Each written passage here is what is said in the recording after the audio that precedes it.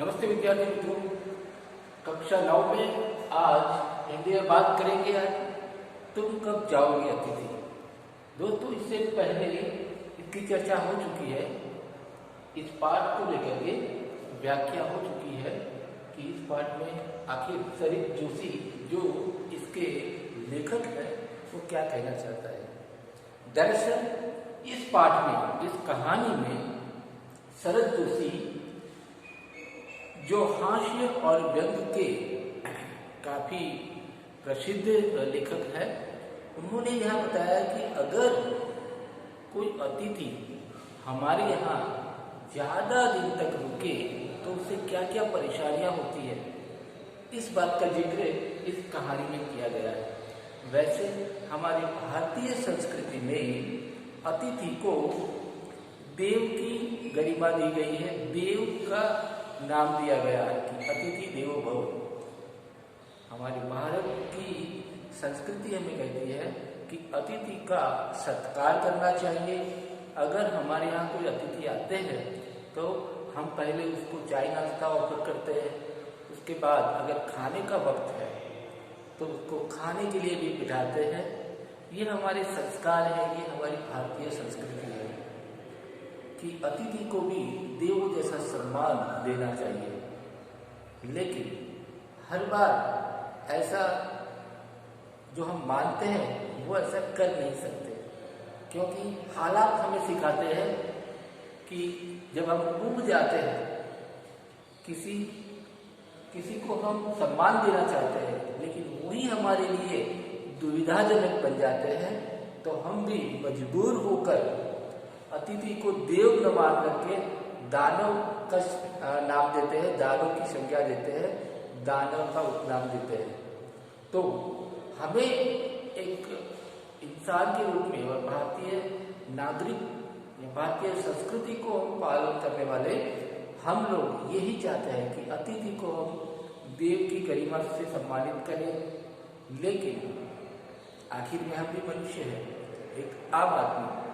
अगर हमसे ये बर्दाश्त न हो कि अतिथि अपना धर्म भूल जाए। अतिथि एक सामान्य रूप से उसकी व्याख्या है कि अतिथि उसे कहते हैं जिसकी आने की तिथि कोई तय नहीं है, वो अतिथि है। लेकिन अतिथि को चाहिए कि कुछ देर तक रुके और फिर जो मिलना है, जो बातचीत करनी है, जो जिस मकसद से, जिस उद्देश्य से अतिथि आए हैं वो अपना उद्देश्य पूरा करके फिर तुरंत चले जाए, तो उससे अतिथि का सम्मान बढ़ता है, मान बढ़ता है।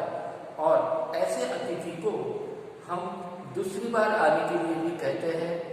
उनको हम मिन्नतें करते हैं कि आप कई दिनों से आए नहीं, आप आइए, ये सब करके हम उनको आग्रह करते हैं। कई बार हठाग्रह करते हैं कि आप तो आते ही नहीं, हमारे यहाँ मेहमान नवाजी के लिए आइए, हमें मौका दीजिए। ये होता है। लेकिन अतिथि जब अपना धर्म भूल जाए फिर उसे एक दिन वापस भी जाना है। लेकिन हमारे जो नेता है जो अपनी कुर्सी को छोड़ने को तैयार नहीं, इसी तरह से कुछ अतिथि ऐसे भी होते हैं। हालांकि अभी मौजूदा जो दौर है, आधुनिक युग में जिस तरह से हम जी रहे हैं, ऐसे अतिथि हमें नहीं मिलते कि जो ज़्यादा देर तक, ज़्यादा दिनों तक रुक जाए। लेकिन ये पहले की बात है, जब अतिथि आते थे और कई दिनों तक रोटियां तोड़ते थे और परेशान करते थे घर वालों को, तो ऐसे अतिथि की बात इस पाठ में की है। शरद जोशी जी ने बड़े ही अच्छे तरीके से एक साधारण मनुष्य को समझ में आ जाए इस तरह से हास्य के साथ व्यक्त यहाँ किया है कि अतिथि तुम कब जाओगे अतिथि। देखते हैं इस पाठ में फिर से एक बार उसका पुनरावर्तन कर लेते हैं। जैसे कि मैंने कहा कि अतिथि एक सम्मानीय व्यक्ति होता है जिसकी आने की तिथि तय नहीं होती, वो कभी भी आते हैं और आते हैं तो हमें उसको सम्मान देना चाहिए। चाय पानी का, नाश्ते का वक्त है तो उसे चाय नाश्ता करवाना चाहिए। अगर खाने का वक्त है तो हमारे साथ उनको खाने के लिए बिठाना चाहिए। तो ऐसे हालात में यहाँ हास्य के साथ व्यंग का निरूपण अच्छे तरीके से किया है शरद जोशी जी ने। तो इस पूरे पाठ को, पूरी कहानी को मुद्दों के जरिए हम समझ लेते हैं। पहले ही इस पाठ में बताया गया है कि जो लेखक है उनके वहां अतिथि का आगमन होता है, अतिथि का आगमन होता है और लेखक और उनकी पत्नी खुशी खुशी उनका स्वागत करते हैं, साथ साथ वो जो आए हैं तो उस वक्त जो साधारण खाना जो बनाया हुआ था, जो आम तौर पर हम बनाते हैं, तो उसके बदले मेहमान जो आए हैं तो उनकी अच्छे से अच्छी मेहमान नवाजी हो, खातिरदारी हो, इसके लिए जो सादा खाना था उसको उत्कृष्ट खाना में उनको तब्दील किया। यानी कि अपना धर्म, यजमान का धर्म जो है वो यहाँ लेखक और उनकी पत्नी निभाते हैं। तो बहुत अच्छे से स्वागत करते हैं अतिथि का। आगे क्या होता है कि अतिथि का 4 दिन तक विदा न लेना। अतिथि अब ये सोच रहे हैं कि देखो अभी का जो दौर है जिसमें पहले ये था कि घर का एक मुखिया है, वही कमाता है, उसको ही नौकरी धंधा करना होता है। लेकिन अभी जो है आधुनिक युग में पति पत्नी दोनों कमाते हैं, क्योंकि जरूरतें ज़्यादा होती है, उस हिसाब से आमदनी भी होनी चाहिए। तो ऐसे में जो दोनों वर्किंग पीपल है, वर्किंग कपल है, तो उन लोगों को नौकरी धंधा भी करना है और घर चलाना होता है। तो ऐसे में अगर कोई मेहमान अगर आ जाता है और वो लगातार 4 दिन तक रुकता है और जाने का नाम ही नहीं लेता है, तो काफ़ी परेशानियां से झेलते हुए ये दोनों लेखक और उनकी पत्नी उब जाते हैं और वो कहते हैं कि आखिर अतिथि तुम कब जाओगे। अब यहाँ इस पाठ में हमने देखा है कि लेखक और उनकी पत्नी जो है वो कई बार प्रत्यक्ष नहीं अप्रत्यक्ष रूप से, यानी डायरेक्टली नहीं इनडायरेक्टली, वो जो अतिथि है उसको समझाना चाहते हैं कि भाई आपके 4 दिन हो गए, अभी तक आप जाने का नाम नहीं ले रहे। तो उसके लिए लेखक उनके सामने कैलेंडर बदलते हैं, तारीख बदलते हैं कि देखिए इतने दिन हुए, इतने दिन हुए।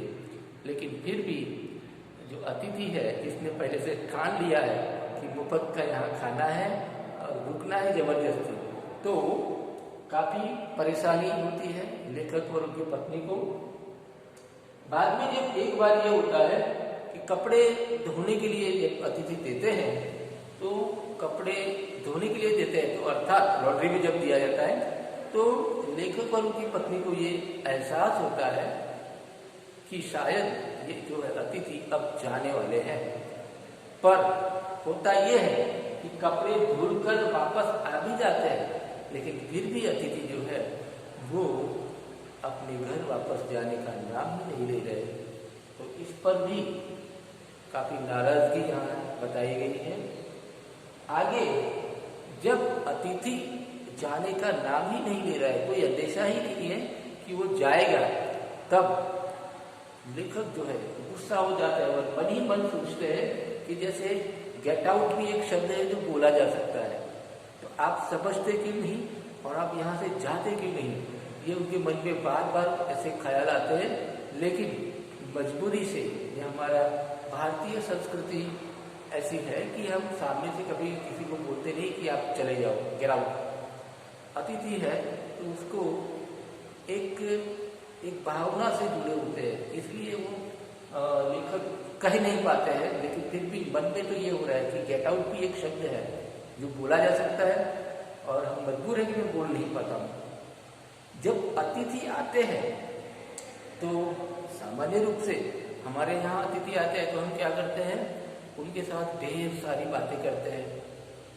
बचपन से लेकर के जवानी तक या अभी तक जहाँ तक जिस उम्र में है वो, वहाँ से अपनी पुरानी जो अनुभव है, पुरानी जो बातें हैं, वो सब क्या करते हैं, एक दूसरे से शेयर करते हैं और इस तरह से हंसी खुशी से वो पहला दिन दूसरा दिन गुजारते हैं।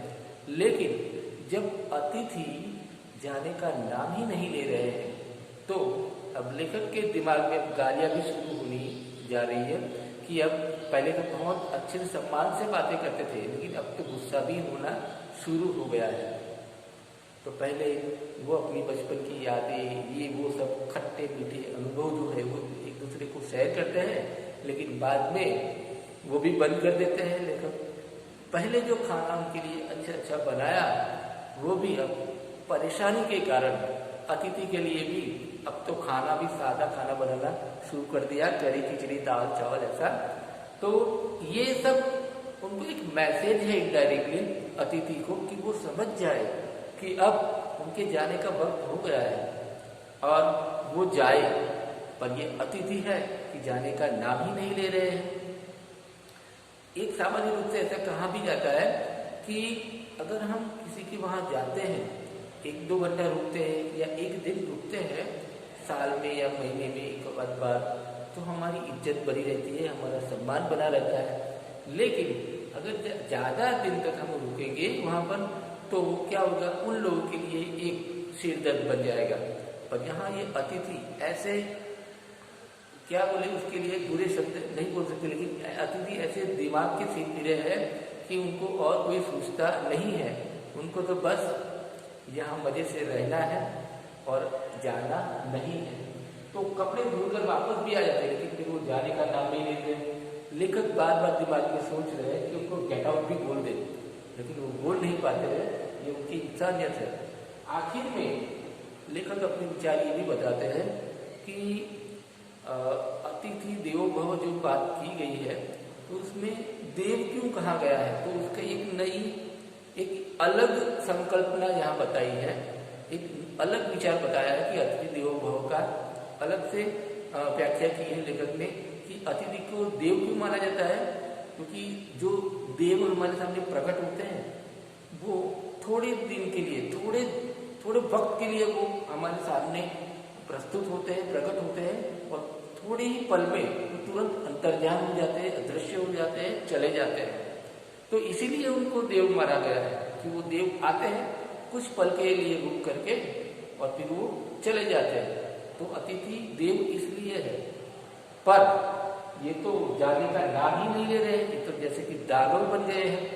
तो यहाँ एक चरमोत्कर्ष है, एक क्लाइमेक्स है किस चीज का, कि अतिथि के न जाने से, अतिथि के वापस न जाने से यहाँ यजमान जो लेखक और उनकी पत्नी है उनके लिए सिरदर्द बने। इस अतिथि के लिए उनके मन में क्या कटु भाव पैदा होते हैं, कटु वचन उनके अंदर बोलने को मन करता है, लेकिन फिर भी वो अपने आप को संभाले रखते हैं। लेकिन फिर भी उनको ये होता है कि उनको यहाँ से निकाल दे। ये ऐसा क्यों होता है, तो एक काफी परेशानी है। तो इस पूरे पाठ में, इस पूरी कहानी में अपना अंतर्द्वंद बताया है लेखक का कि अतिथि तुम कब जाओगे, इतनी परेशानियां हमें देने के बाद भी आप समझते नहीं, क्यों नहीं जाते हैं।